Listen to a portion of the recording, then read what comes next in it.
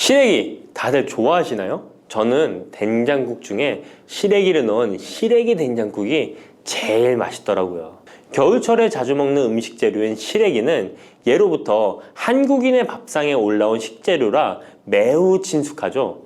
시래기는 주로 무청이나 배춧잎을 말려서 만든 것으로 과거 우리나라가 가난하던 시절 겨울철 채소로 밥상에 중요한 역할을 해왔을 뿐만 아니라 지금은 특유의 향과 식감으로 꾸준히 많은 사랑을 받고 있는데요. 시래기는 맛뿐만 아니라 몸에 좋은 성분까지 가득한 건강식품이라는 것 알고 계셨나요? 시래기의 놀라운 영양 성분과 효능 알려드릴게요. 첫 번째, 시래기의 효능은 바로 뼈 건강에 매우 좋다는 것입니다. 시래기와 뼈 건강 잘 연관지어지지 않는데요. 시래기에는 100g당 칼륨 함유량이 우유의 3배나 된다는 사실 놀랍지 않나요? 이렇게 시래기에는 칼슘이 풍부하게 들어있어서 뼈를 튼튼하게 유지하는 데 도움을 주는데요. 뼈 건강에 칼슘이 좋은 역할을 한다는 것은 다들 아시죠? 시래기는 칼슘뿐만 아니라 뼈 건강에 필수적인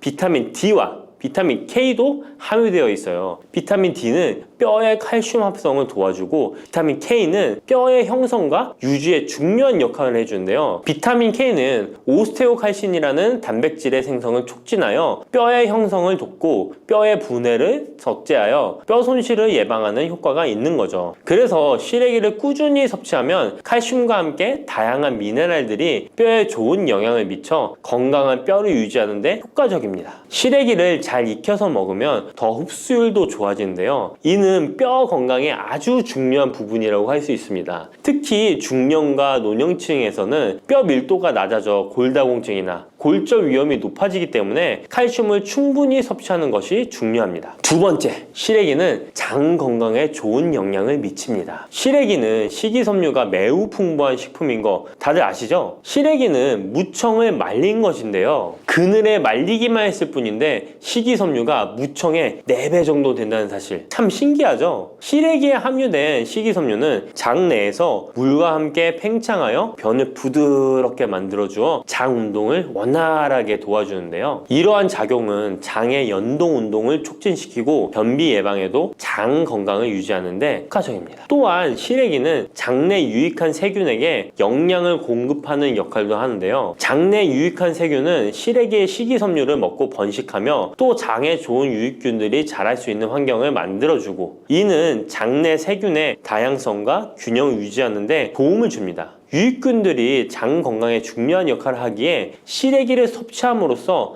장의 환경을 개선할 수 있답니다. 이뿐만 아니라 시래기에는 항염증 작용을 하는 폴라보노이드와 폴리페놀 등의 식물 화합물이 함유되어 있는데요. 이러한 식물성 화합물은 체내의 염증을 억제하고 장내 염증을 감소시키는 데 도움을 줄 수 있습니다. 시래기는 장을 건강하게 유지하고 장에서 발생할 수 있는 다양한 질병을 예방하는 데 도움이 될 수 있죠. 장 건강을 생각한다면 이제부터 시래기 꼭 섭취해야겠죠? 시래기의 놀라운 효능 세 번째는 간 해독 능력입니다. 시래기에는 항산화 작용을 하는 비타민 C와 베타카로틴이 들어있어 간 건강에 매우 좋다는 것 알고 계셨나요? 비타민 C는 보통 과일에 많이 함유되어 있다고 생각하실 텐데요. 시래기에도 비타민 C가 풍부하게 함유되어 있습니다. 시래기에 함유되어 있는 비타민 C는 강력한 항산화 작용을 가지고 있어 체내에 유해한 자유 라디칼을 중화시키고 특히 간은 우리 몸의 해독기관으로 해독작용을 잘하려면 항산화 물질이 필요한데 시래기를 섭취하면 이 항산화 성분들이 간의 해독작용을 돕고 간 기능을 강화하는 데 효과를 볼 수 있습니다. 또한 시래기에는 미네랄인 칼륨과 마그네슘도 풍부하게 함유되어 있어 이러한 미네랄은 간 기능을 지원하고 체내 독소를 제거하는 데 도움을 줄 수 있습니다. 간은 알코올이나 지방, 환경적인 유해 물질을 처리하는 중요한 역할을 하기에 시래기를 자주 섭취하는 것이 간 건강에 큰 도움이 될 수 있다는 것 꼭 기억해 주세요. 네 번째 시래기의 효능은 바로 혈관 건강에 좋은 것입니다. 시래기에는 다양한 영양소가 들어있는데 특히 혈압을 안정시키는 데 도움을 줄 수 있는 칼륨이 많이 들어있습니다.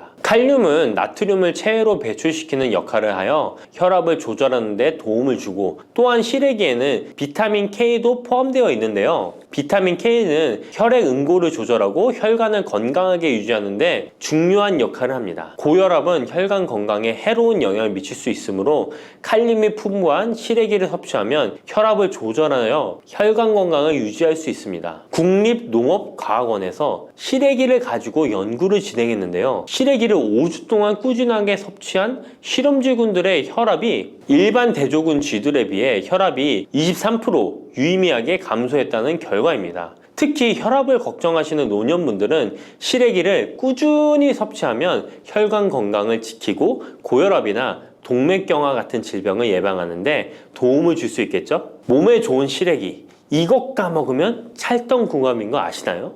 시래기와 함께 먹으면 좋은 음식들 바로 알려드릴게요. 시래기와 잘 어울리는 음식 첫 번째는 두부입니다. 시래기와 두부는 아주 잘 어울리는데요. 두부는 식물성 단백질이 풍부하고 식이섬유, 비타민, 미네랄 등 다양한 영양소가 풍부한 시래기와 함께 먹으면 서로 보완되는 환상의 조합이죠. 두부의 부드러운 맛과 시래기의 아삭한 식감이 조화를 이루어 맛있고 건강한 한 끼를 완성할 수 있습니다. 시래기와 두부는 모두 뼈 건강에 좋고 단백질과 칼슘을 동시에 섭취할 수 있어 노년층에게 특히 좋은 조합이라고 할 수 있는데요. 된장국을 끓이실 때 두부와 시래기를 넣어 조리하면 고소한 된장과 부드러운 두부, 그리고 시래기의 식이섬유가 서로 조화를 이루면서 소화도 잘 되고 영양도 풍부하답니다. 다른 조리 방법으로는 시래기 두부찜도 있는데요. 시래기와 두부를 함께 찜통에 넣어 찐 후에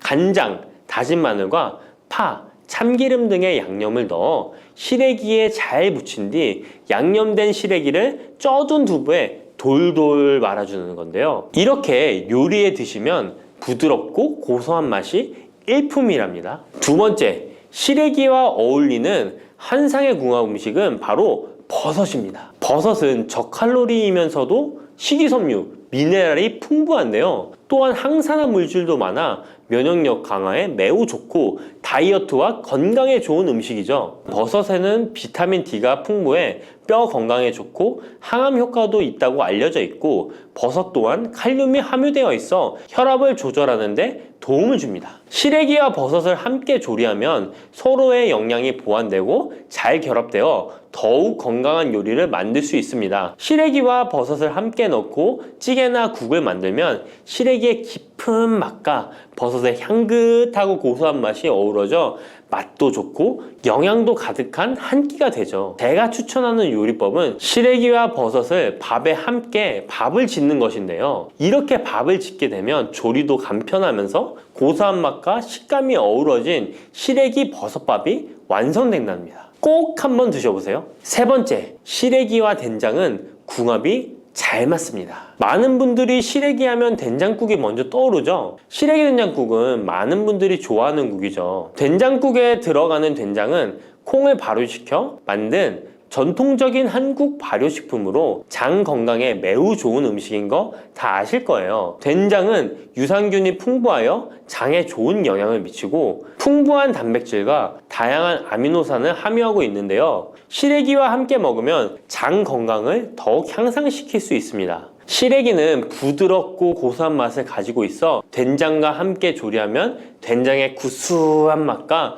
시래기의 고소한 맛이 조화롭게 어우러지고, 또 된장의 짭짤한 맛이 시래기의 은은한 맛을 잘 살려주어 된장찌개나 국에 시래기를 넣으면 깊고 풍부한 맛을 낼 수 있어요. 두 음식의 조합이 장 건강을 지켜줄 뿐만 아니라 맛있고 건강한 식사를 즐길 수 있게 해준답니다. 이렇게 몸에 좋은 시래기도 어떤 분들에게는 독이 될 수 있다는 것 아시나요? 몸에 유익한 영양 정보도 중요하지만 섭취 시 유의할 점도 꼭 아셔야죠. 시래기 섭취 시 주의해야 할 분들 바로 알려드릴게요. 시래기 드실 때 이런 분들 꼭 주의해야 합니다. 첫 번째는 신장이 약하신 분들입니다. 시래기에는 칼륨이 많기 때문에 몸에 유일한 작용을 하지만 한편으로는 신장이 약한 분들에게는 꼭 주의가 필요한데요. 시래기에 풍부한 칼륨은 신장 기능이 약한 사람들에게는 칼륨 섭취를 과도하게 하게 되어 문제가 될 수 있습니다. 칼륨은 신장에서 배출되기 때문에 신장 기능이 저하된 분들은 시래기를 과도하게 섭취하지 않도록 주의해야 해요. 특히 고혈압이나 신장 질환이 있는 분들은 전문가의 조언을 받고 섭취량을 조절하는 것이 좋습니다. 시래기 드실 때 주의해야 하는 분 두 번째는 바로 소화기관이 약하신 분들입니다. 시래기는 식이섬유가 풍부한 식품으로 이 역시 몸이 건강한 분들에게는 유익한 성분이지만 소화기관이 약해지신 분들이 과도하게 섭취하게 될 경우 위장에 부담을 줄 수 있어요. 특히 장이 민감한 분들은 식이섬유가 장을 과하게 자극하고 불편하지 않게 하기 위해서 과식하지 않도록 주의하는 것이 좋습니다. 너무 많은 양을 먹으면 배가 불편하거나 소화불량을 일으킬 수 있기 때문에 적당히 섭취하는 것이 중요하다는 것 꼭 유의해 주세요.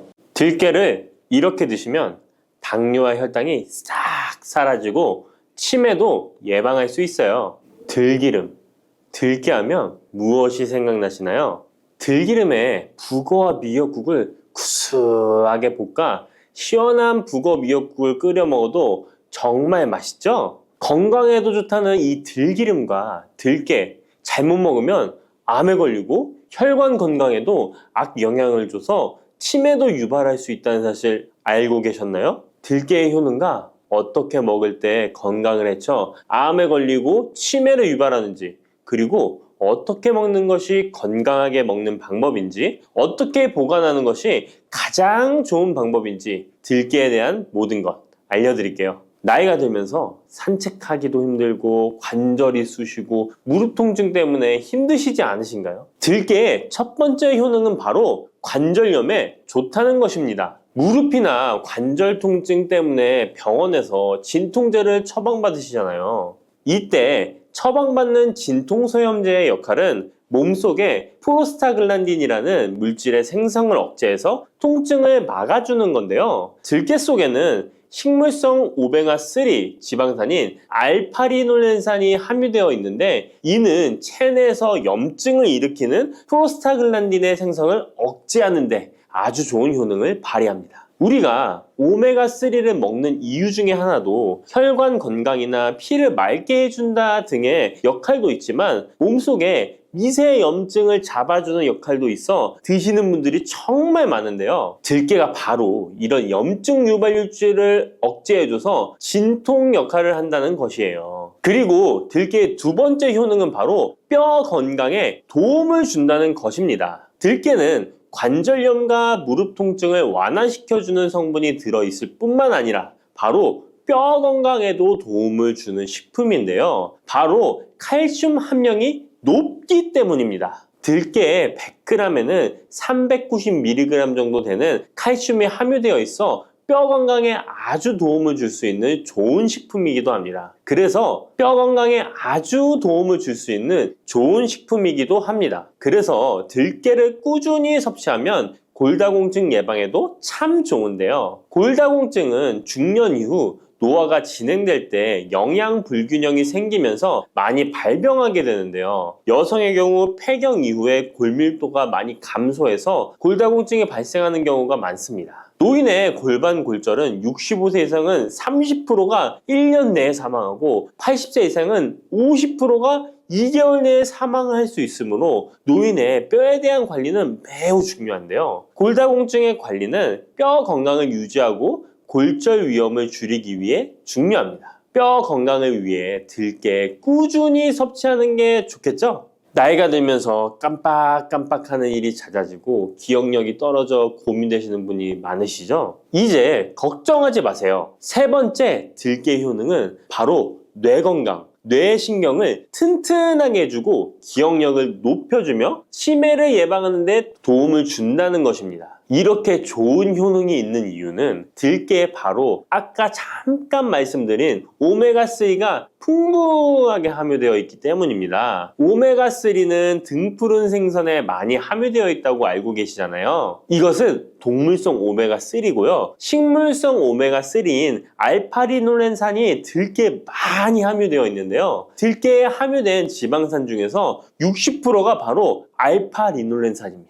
이 알파-리놀렌산은 뇌신경 보호에 탁월한 효과가 있는데요. 어떻게 뇌신경을 보호하느냐? 뇌신경에 염증을 일으켜 망가뜨리는 사이토카인이라는 물질이 있는데요. 이런 사이토카인 물질의 분비를 감소시키고요. 또 알츠하이머 치매 환자의 뇌에 많이 발견되는 비정상적인 단백질인 베타 아밀로이드도 바로 이 알파-리놀렌산이 감소시키기 때문입니다. 참치에 많이 함유되어 있다는 DHA 들어보셨죠? DHA가 바로 대표적인 뇌기능 강화 물질인데요. 이 DHA가 기억을 높이는 데 도움을 주고 학습 능력 또한 좋게 하는데요. 이 DH는 체내에 합성되지 않아 식품으로 섭취를 해야 합니다. 들깨에 함유된 알파-리놀렌산이 흡수될 때 바로 이 DHA로 전환이 됩니다. 어린이 전용 오메가3 같은 경우도 성인보다는 EPA보다 DHA 함유량이 높은 영양제도 많죠? 들깨가 뇌신경, 뇌 건강에 좋은 이유가 바로 이겁니다. 네 번째 들깨의 효능은 심장을 건강하게 하고 뇌혈관의 노화를 막아주는데 도움을 준다는 것입니다. 알파-리놀렌산이 체내에 흡수될 때 DHA로 변환된다고 했잖아요. 그뿐 아니라 바로 EPA로도 변환이 되는데요. 이 EPA가 어떤 역할을 하냐면 바로 혈소판 응집을 억제해 혈관에 혈전이 생기는 것을 방지하는 효능이 있습니다. 그리고 혈관을 튼튼하게 하는 효능과 혈액의 중성지방과 나쁜 콜레스테롤인 LDL을 낮추고 좋은 콜레스테롤인 HDL을 높여주는 역할도 합니다. 미국의 심장협회에서는 허혈성 뇌졸중, 심장마비로 인한 돌연사, 관상동맥 질환 등의 위험을 감소시키기 위해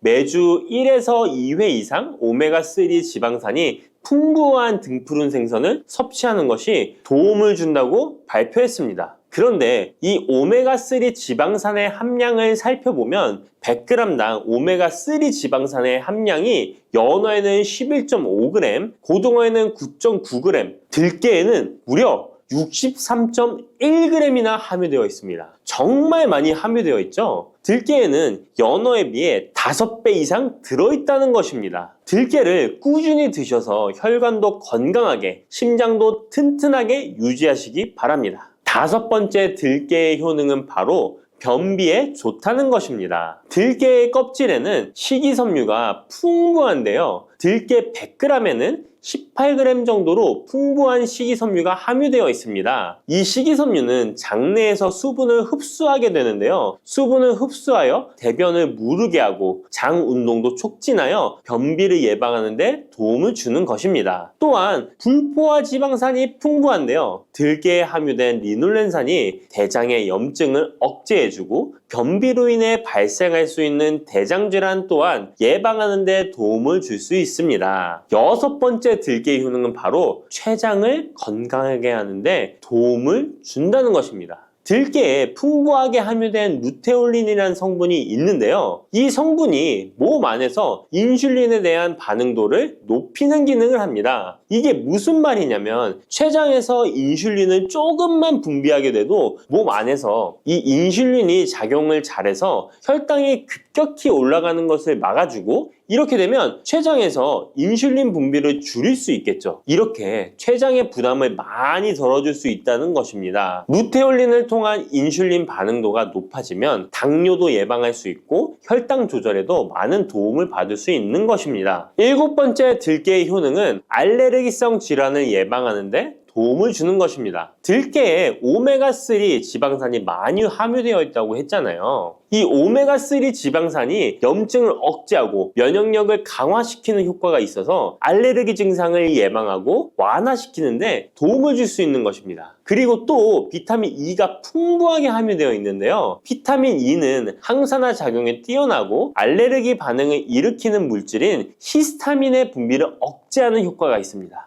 알레르기에 처방받는 항히스타민제와 비슷한 기전이라고도 어찌 보면 볼 수 있겠죠. 여덟 번째 들깨의 효능은 빈혈에 좋다는 것입니다. 들깨 100g에는 철분이 약 14mg 정도로 함유되어 있는데요. 이는 시금치의 약 2배에 해당됩니다. 시금치보다도 철분 함량이 높아 빈혈에 도움을 줄 수 있는 것이고, 그뿐만 아니라 들깨에 함유된 비타민 B1, 2는 조혈작용을 도와주는데요. 조혈작용이란 혈액 속의 혈구를 만들어내는 과정을 말합니다. 빈혈이 있는 분들이 들깨를 꾸준히 드신다면 빈혈을 개선하는데 많은 도움을 받을 수 있는 것이죠. 자, 그런데 이렇게 좋은 들깨도 가장 취약한 단점이 있습니다. 그것은 바로 열에 약하고 쉽게 산패된다는 것입니다. 일반적으로 통들깨보다는 들기름으로 많이들 섭취하게 되시는데요. 이 들기름을 짤 때의 방법이 중요합니다. 보통은 200도 이상으로 들깨를 달달 볶아서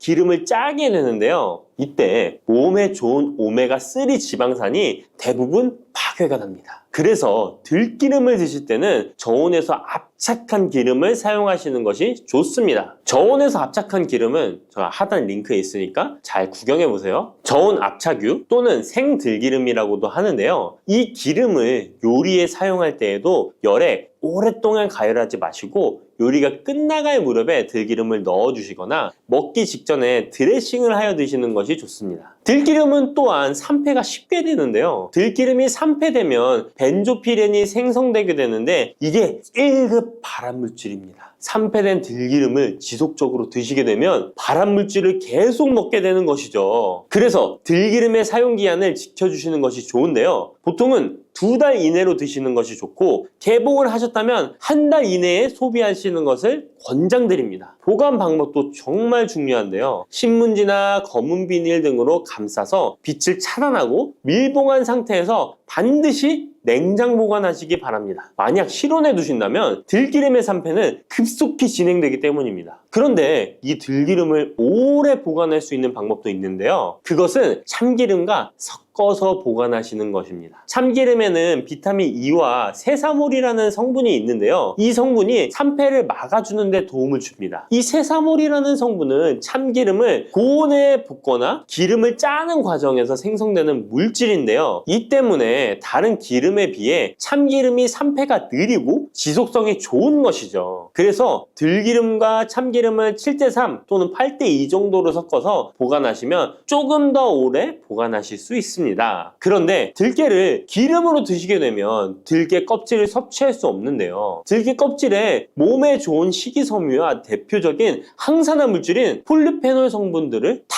버리게 되는 것입니다. 그래서 들깨를 제대로 드시려면 들기름보다도 통들깨 자체로 드시는 것이 좋습니다. 마트에 가면 통들깨보다도 들깨 가루를 많이 판매하시는데요. 들깨 가루는 산패가 빨리 되기 때문에 통들깨를 구매해 드시길 바랍니다. 통들깨를 구매하시면 그 안에 작은 돌이라든지 이물질이 들어있어 세척을 잘 해주셔야 되는데요. 세척하는 방법 알려드릴게요. 먼저 들깨를 물에 담가 씻어줍니다. 그리고 물 위에 뜨는 것만 채로 걷어 옮겨주시기 바랍니다. 그렇게 하면 바닥에 이물질만 남는데요. 이것을 버리고 또 물에 담가 씻어주고 물 위에 뜨는 것만 채로 걷어 옮겨주시면 됩니다. 이 같은 작업을 3번, 4번 반복해주면 되는데요. 이렇게 하면 통들깨를 깨끗하게 세척할 수 있습니다. 깨끗하게 세척한 통들깨는 자연 건조해 주셔도 되긴 하지만 시간이 오래 걸리니 팬에 담아 약한 불로 건조시켜 주시거나, 쉬운 방법은 전자레인지를 이용하시면 됩니다. 전자레인지를 이용한 건조 방법 알려드릴게요. 세척한 통들깨를 접시에 담아 주시고요. 이렇게 해서 5분 정도 돌려주시고요. 상태를 확인해 줍니다. 아직 덜 건조되었을 거예요. 한 번에 오랜 시간 전자레인지에 돌리면 들깨가 탈 수 있으니까 이렇게 5분 정도씩 돌려가며 상태를 확인해 주면서 완전히 건조될 때까지 이 작업을 해주시면 됩니다. 완전히 건조된 통들깨는 그냥 스푼으로 떠서 드셔도 되고요. 먹을 만큼씩 믹서기에 갈아서 음식에 넣어 드셔도 되고, 통들깨 자체로 음식에 넣어 드셔도 됩니다. 이렇게 하시면 들깨를 산패되지 않은 상태로 신선하고 건강하게 버리는 것 없이 드실 수 있습니다.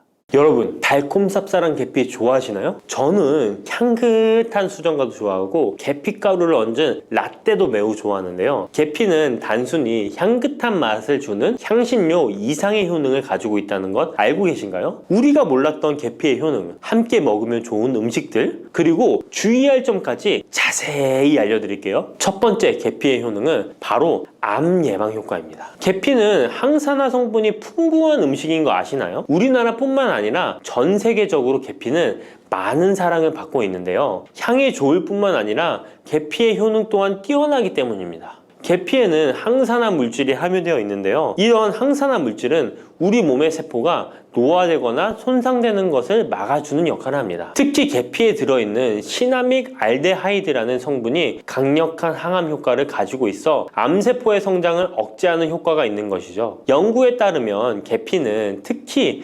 대장암이나 간암 예방에 효과적일 수 있다고 하는데요. 계피에는 항산화 물질인 폴리페놀이 풍부하게 함유되어 자유라디칼이라고 불리는 유해한 분자로부터 세포를 보호하는 역할을 합니다. 자유라디칼은 암 예방과 관련된 DNA 손상을 일으킬 수 있으므로 항산화 작용을 통해 암 예방에 도움을 줄 수 있습니다. 꾸준히 섭취하면 암 예방에 큰 도움이 될 수 있겠죠? 계피의 놀라운 효능 두 번째는 탁월한 콜레스테롤 관리입니다. 계피는 콜레스테롤 수치 조절에도 아주 유익한 식품인데요. 계피에 포함된 식이섬유와 폴리페놀 성분이 이와 같은 효능을 나타내는데 이 성분들이 혈관을 깨끗하게 유지하는데 중요한 역할을 한다고 합니다. 여러 연구에 따르면 계피에 포함된 성분들이 혈중 나쁜 콜레스테롤 LDL을 감소시키고 좋은 콜레스테롤 HDL을 증가시키는데 도움을 주고 있다고 합니다. 이는 계피에 함유된 특정 화합물이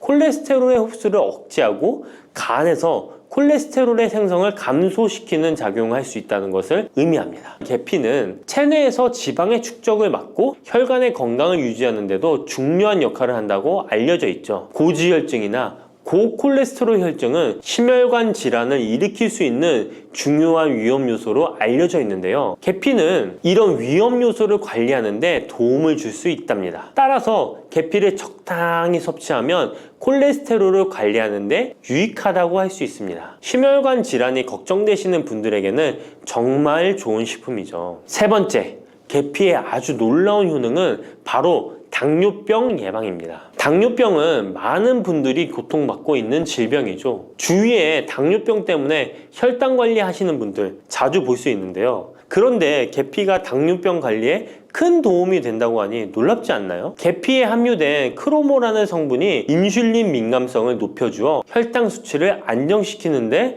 도움을 줄 수 있다고 하는데요. 연구에 따르면 계피를 꾸준히 섭취한 사람들은 식후 혈당이 급격하게 상승하는 것을 막을 수 있다고 합니다. 또한 계피에 포함된 시네믹 알데하이드 성분이 인슐린 민감도를 높여주고 혈당 수치를 안정시키는데 도움을 준다고 알려져 있죠. 이 성분이 인슐린이 더 잘 작용하도록 돕기 때문에 혈당을 효과적으로 조절하는데 도움을 주는 역할을 할 수 있습니다. 우리나라보다 더 계피를 좋아하는 인도에서 계피 섭취와 대사증후군에 관련한 실험이 진행되었는데요. 인도 델리 학교에서 진행한 실험 연구에 따르면 대사증후군이 있는 116명을 두 그룹으로 나눈 뒤 16주간 한 그룹은 계피 추출물을 섭취하고 다른 한 그룹은 계피가루가 들어있다고 속인 가짜 약을 섭취하게 했는데요. 16주 뒤 확인했더니 계피 추출물을 먹은 그룹은 가짜 약을 먹은 그룹에 비해 대사증후군에 악영향을 주는 체중, 혈당,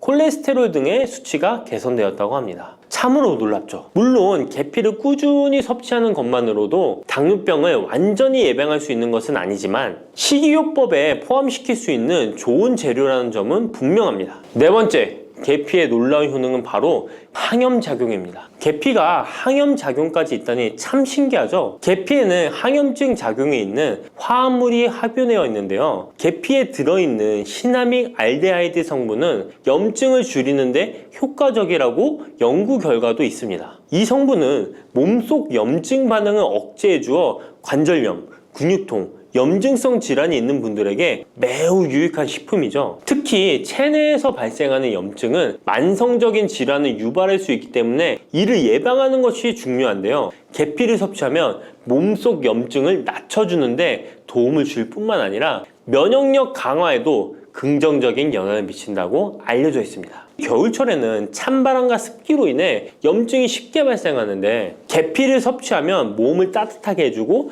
염증을 예방하는 데 도움이 됩니다. 계피 섭취가 일상적인 건강 유지, 특히 쌀쌀한 겨울에 아주 좋은 영향을 미친다고 할 수 있죠. 그렇다면 이것들과 계피와 함께 먹으면 계피의 효능이 2배가 된다는데요. 계피와 함께 먹으면 더 좋은 음식은 무엇일까요? 바로 알려드릴게요. 계피와 함께 먹으면 좋은 음식, 첫 번째는 요거트입니다. 계피를 요거트와 함께 먹으면 정말 맛있고 건강에도 좋다는 거 아시는 분 있나요? 혹시 그릭 요거트나 프로바이오틱스 같은 단어들 들어보셨죠? 요거트에는 단백질, 칼슘, 프로바이오틱스 등의 영양소가 풍부하게 함유되어 있는데요. 요거트는 발효식품으로 몸에 좋은 프로바이오틱스가 풍부해서 장 건강에 도움을 주는데 계피와 요거트를 함께 섭취하면 서로 시너지 효과를 낼 수 있습니다. 그리고 계피 항염작용과 혈당 안정 효과가 더해져서 건강을 더욱 향상시킬 수 있죠. 요거트에 계피를 넣으면 소화 기능을 개선하고 특히 요거트에 계피를 넣으면 체내 지방을 태우는데 도움이 되는 효과가 있어 요거트와 계피를 함께 섭취하면 소화를 돋고 체중 관리에도 매우 좋습니다. 그게 다가 아니죠. 계피의 매콤달콤한 향이 요거트와 잘 어울려 맛있게 즐길 수 있습니다. 요거트를 자주 드시는 분들은 꼭 한번 계피를 뿌려서 드셔보세요. 샐러드 드실 때 드레싱으로 요거트를 사용한 뒤 그 위에 계피가루 톡톡 뿌려서 드시는 것도 아주 좋은 계피와 요거트 활용법입니다. 계피와 찰떡궁합인 식품 두 번째는 사과입니다. 계피와 사과는 정말 잘 어울리는 조합인 거 아시나요? 사과에는 비타민C와 식이섬유, 항산화 성분이 풍부해서 면역력 강화와 소화에 도움을 주는 과일인데요. 계피는 당뇨병 예방과 관리에 도움을 주며 혈당 조절에 효과적인데요. 계피와 사과를 함께 먹으면 두 가지 재료의 장점이 더해져 더욱 효과적인 건강 관리가 가능하다는 것이에요. 그리고 이 두 가지가 만나면 체중 관리에도 큰 도움이 된다니 같이 안 먹을 이유가 없겠죠. 맛 또한 더욱 좋아지는데요. 계피는 사과의 달콤한 맛을 더욱 풍부하게 만들어주는데 서양에서는 디저트로 사과파이에 계피가루를 얹어 향긋하게 즐기는 게 유명하죠. 같이 섭취할 때는 사과에 계피를 뿌려서 간단히 먹거나 사과를 얇게 썰어 계피를 뿌려 먹으면 더욱 맛있고 건강한 간식이 될 수 있다는 것 기억해 주세요. 세 번째, 계피와 먹으면 좋은 음식은 바로 커피입니다. 계피와 커피는 정말 좋은 궁합을 자랑한다는 거 아셨나요? 커피는 카페인 덕분에 활력을 주는 음료인데요. 커피의 쓴맛이 사람마다 호불호가 갈릴 수 있습니다. 그런데 계피를 커피에 넣으면 그 쓴맛이 부드럽게 변화하면서 더 풍부하고 깊은 맛을 느낄 수 있는데요. 계피가 커피의 쓴맛을 부드럽게 감싸주기 때문에 커피를 마시는 동안에 입안에 더 부드러운 느낌을 주게 되는 것이죠. 계피는 항염증 효과와 항산화 효과가 뛰어나서 커피와 함께 마시면 건강 효과도 한층 더 올라가는데요. 커피 자체에도 많은 항산화 물질이 포함되어 있는데 계피 역시 강력한 항산화 성분을 가지고 있기 때문에 둘을 합쳐 마시면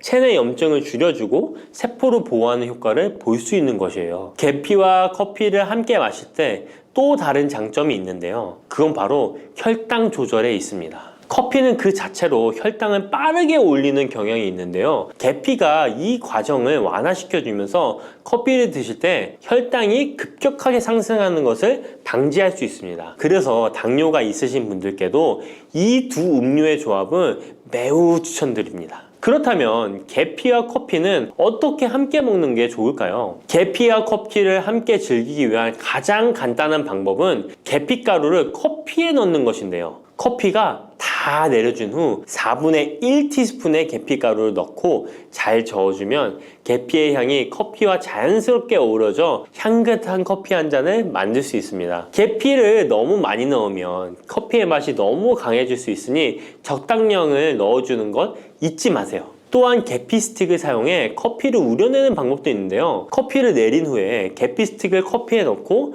몇 분간 우려내면 계피의 향이 은은하게 배어들어 훨씬 더 맛있고 건강한 커피를 즐길 수 있습니다. 계피 스틱을 사용하면 시각적으로도 멋진 효과를 줄 수 있기 때문에 커피를 더욱 고급스럽고 멋스럽게 즐기고 싶다면 계피와 커피 꼭 한번 같이 우려보세요. 계피와 찰떡궁합 꿀조합을 알려드렸다면 이번에는 계피와 함께 먹으면 몸에 해가 되는 음식이 있다는 것을 알고 계신가요? 그것은 바로 귤이나 자몽, 레몬 같은 시트러스 계열의 과일인데요. 계피와 시트러스 계열 과일을 함께 먹으면 안 되는 이유 바로 알려드릴게요. 많은 분들이 시트러스 계열 과일, 예를 들어 오렌지나 레몬을 좋아하시는데요. 이 과일들은 비타민C가 풍부하고 상큼한 맛이 참 일품이죠. 하지만 계피와 시트러스 과일을 함께 먹을 때는 주의가 필요한데요. 계피의 주요 성분 중 하나인 시나몰은 계피가 가진 가장 독특한 향을 만들어내는 성분. 계피의 주요 성분 중 하나인 시나몰은 계피가 가진 독특한 향을 만들어내는 성분인데, 이 시나몰이 시트러스 계열 과일의 산성 성분과 결합하면 위에서 소화가 잘 되지 않거나 불편한 증상을 유발할 수 있습니다. 특히 속쓰림이나 위경련이 일어날 수 있는데요. 이는 계피와 시트러스 과일이 소화 효소의 분비를 방해하고 서로 반응하면서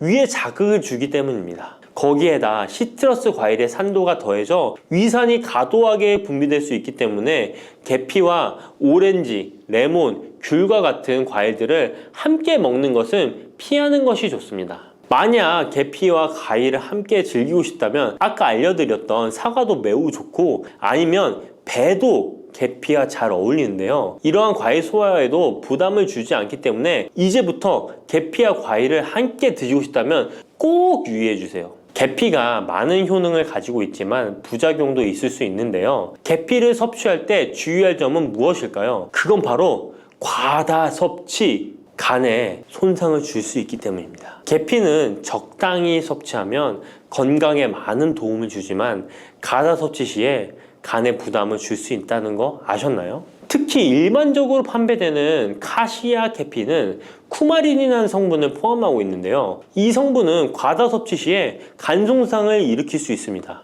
쿠마린은 간 독성을 일으킬 수 있는 물질로 알려져 있기 때문에 계피를 과다하게 섭취하는 것은 최대한 피하는 것이 좋겠죠? 여기서 우리가 주로 섭취하는 계피가 카시아 계피인지 세이론 계피인지 헷갈리시는 분도 있으실 거예요. 둘의 차이점을 알려드릴게요. 일반 계피는 주로 카시아 계피인데요. 카시아 계피는 중국, 인도, 베트남 등의 아시아 지역에서 많이 재배됩니다. 이 계피는 맛이 더 강하고 매운맛이 나면서 향도 좀 더 진하죠. 가격도 비교적 저렴해서 국내 유통되는 계피는 대부분 이 카시아 계피입니다. 세이론 계피는 주로 스리랑카, 인도의 일부 지역에서 자주 자생하는데요.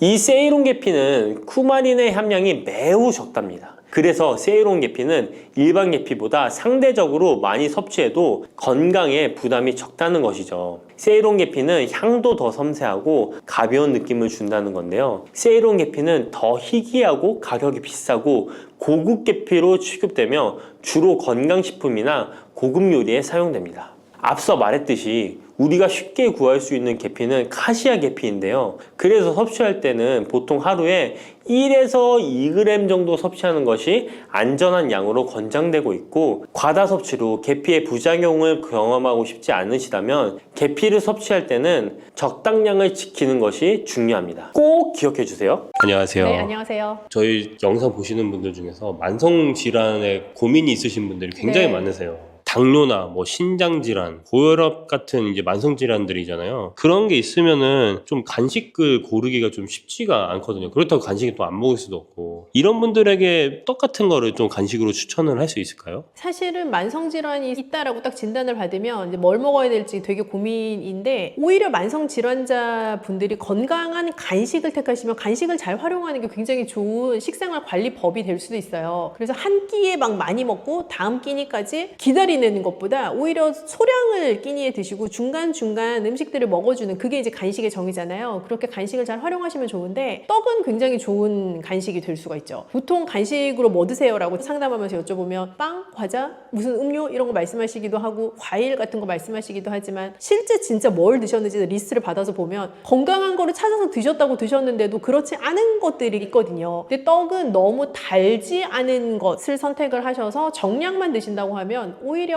다른 것보다 건강한 간식이 될 수 있어요. 근데 신장질환이 있는 사람들은 단백질이나 칼륨 섭취를 조심해야 된다고 했잖아요. 떡도 어떻게 보면 거의 쌀이 들어있으니까 단백질이나 이런 게 좀 들어있을 수 있는데, 그 신장질환 환자분들한테도 그 떡이 좀 괜찮나요? 쌀이라는 이제 재료는 여러 곡류 중에 가장 단백질이 낮은 곡류에 해당을 할 수가 있어요. 그래서 떡의 주재료는 뭐 맵쌀이든 찹쌀이든 여하튼 흰 쌀 자체가 떡의 주재료인 경우가 많아서 그 흰 쌀로 만들어진 떡 자체는 오히려 신장 질환자분들이 정량 드셨을 때 좋은 간식으로 선택을 할 수 있는 요소가 되죠. 팥이나 콩에 들어간 떡 같은 경우는 좀 칼륨이 높을 수 있잖아요. 떡 종류를 생각해 보시면 백설기 이런 것처럼 딱 하얗게 딱 그것만 보이는 떡 말고 팥, 콩, 견과 이런 것들이 많이 붙어있는 찰떡 이렇게 부르는 떡들 있잖아요. 그래서 그런 떡이 일반 건강인들한테는 되게 좋은 간식인데 신장질환 있으신 분들에게는 조금 부담스러운 선택이 될 수가 있어요. 왜냐하면 일반 쌀에 비해서 팥, 콩, 견과 이런 재료들은 단백질 함량도 좀 높고 칼륨 함량도 좀 더 높을 수 있어서 신장에 부담을 줄 수가 있거든요. 그래서 그런 떡보다는 오히려 조금 더 심플한 재료로 만들어진 떡을 고르시면 더 좋을 것 같아요. 근데 제가 이제 이런 컨텐츠를 하다 보면서 팥이나 이런 것들이 신장에 좀 도움이 될 수 있는 부분이 약간 이뇨작용을 좀 해가지고 그럴 수 있다라고도 했었는데 여기서는 좀 다를 수 있나요?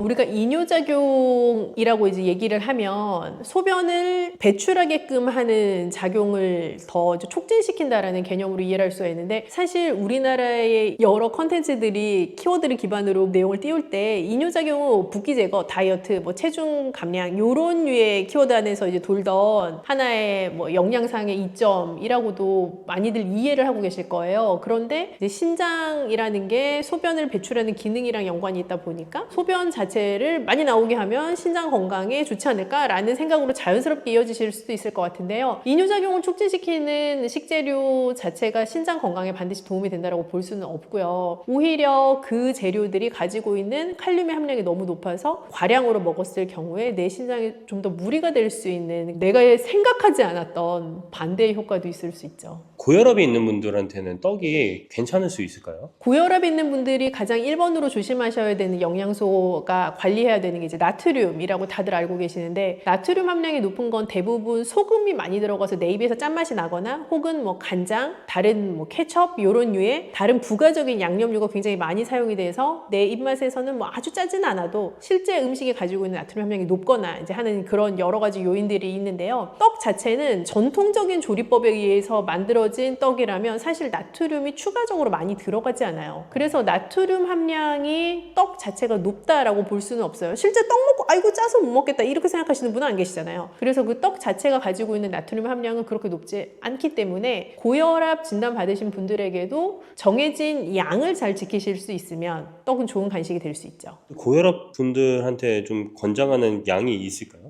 근데 고혈압 진단받으신 분들뿐만 아니라 모든 이제 만성질환 가지고 계신 분들에게 떡을 어느 만큼 먹어도 되냐라고 저에게 물으신다면 저는 그냥 심플하게 찹쌀떡 한 개가 하루에 드실 수 있는 양의 크기다라고 말씀드려요. 그래서 70g? 조금 더 내가 나를 허용해 보겠어 한다면 한 100g? 이렇게 정도 왔다 갔다 하게 드실 수 있을 것 같아요. 좀 개인적으로 생각이 드는 건 그 정도 한두 개는 너무 좀 감칠맛 나는 것 같아서. 그쵸. 이제 사람의 모든 것이 다 선택이지 않습니까? 그래서 조금 건강하게 드실 수 있는 방법을 택한다면 앞으로는 만성질환 진단을 받으셨든 아니든 상관없이 정해진 양, 내가 정한 양을 내가 지켜보겠다라고 생각하시는 건 굉장히 좋은 식생활 지침이에요. 그래서 만약에 저 같으면 하나를 먹을 거면 진짜 맛있게 먹고 싶을 것 같아요. 그래서 그런 떡을 진짜 맛있게 딱 한 조각만 먹을 수 있다면 진짜 맛있게 먹을 수 있는 더 건강하게 먹을 수 있는 그 하나의 방법이 있다면 좋을 것 같아요. 일단 내가 좋아하는 떡이 무엇이냐에 따라 조금 다를 것 같은데 소도 좀 이렇게 있고 단맛도 나고 이런 떡을 좋아하시는 분이라면 약간 우리 왜 다이어트 할 때 치팅데이 하잖아요. 그런 것처럼 내가 그거를 먹어도 되는 요일을 정하시면 좀 기다려지지 않을까요? 그런 생각도 들고 그냥 담백한 떡을 뭐 예를 들어서 조청에다가 찍어 먹는 걸 즐기시는 분이라면 많이 찍으면 맛있겠죠. 근데 그렇게 계속 먹을 수는 없고요. 조금 내가 곁들이는 것도 좀 조심하시고 내가 먹을 수 있는 양을 스스로 잘 지킬 수 있는 나만의 어떤 방법을 세팅해 나가시면 좋을 것 같아요. 그래서 떡 자체는 어찌되었건 탄수화물에 해당하는 간식류라고 보실 수가 있거든요. 그래서 탄수화물에 밀집되어 있는 어떤 음식을 먹고 나면 혈당이 생각보다 가파르게 올라가는 부작용이 있을 수가 있는데 그 혈당 상승을 기울기를 좀 완만하게 해줄 수 있는 다른 짝꿍 음식을 뭘 먹느냐에 따라 좀 달라질 수가 있어요. 그래서 떡 드실 때도 단백질 혹은 식이섬유가 많은 무언가 아니면 약간의 지방질이 있는 무언가를 같이 드시기 드시게 되면 혈당의 상승 속도를 그렇게 급격하게 올리지 않고 조금 완만하게 상승시켜주는 효과가 있죠. 그럼 마지막으로 냉동 보관을 하잖아요. 이런 떡들을 좀 맛있게 먹으려면 어떻게 하면 좋을까요? 떡을 이제 구매를 하시고 나면 대부분 실온에 두신 상태의 그 소비 기한 동안에 빠르게 드시거나 아니면 그 기간에는 못 드실 것 같으면 이제 냉동에 넣는 게 가장 떡을 잘 보관할 수 있는 방법인데, 냉동에 넣어놓은 떡을 내가 다른 추가적인 조치 없이 해동만 한 상태에서 바로 먹으려고 그러면 그 떡의 쫀득한 식감도 없어지고 옛날에 보들보들 쫄깃쫄깃 이런 거 다 없어요. 그래서 그렇게 먹을 수는 없고요. 냉동된 떡 자체는 전자레인지에 가볍게 돌려주시거나 그때 물을 이렇게 조금 뿌려주시면 더 좋고요. 아니면 찜기에 살짝 다시 쪄서 드시면 원래의 떡의 본연의 맛을 좀 더 즐기실 수가 있죠.